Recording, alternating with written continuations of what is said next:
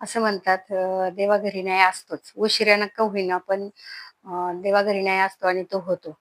पण मला तरी असं वाटतं, की पापाचा अंत होतो निश्चित, पण त्यासाठी अनेक निष्पाप बळी घेतल्याशिवाय पापाचा अंत पण होत नाही. आणि जेव्हा निष्पाप बळी जातात, तेव्हा त्या पापाचा घडा भरतो आणि मग त्याच्या अंताला सुरुवात होते.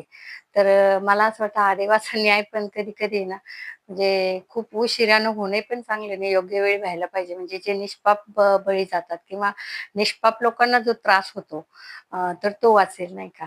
तर पण आता हे काय शेवटी नियती आहे. नियती जसं तिचं काय-काय असेल सूत्र त्याप्रमाणेच चालणार. आपल्या याच्यानुसार नाही चालणार.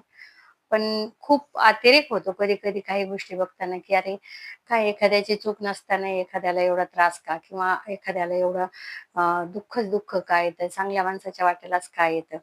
पण म्हणतात, की ज्याच्याकडे सहनशक्ती आहे त्याला त्याच्याच वाट्याला देव दुःख देतो.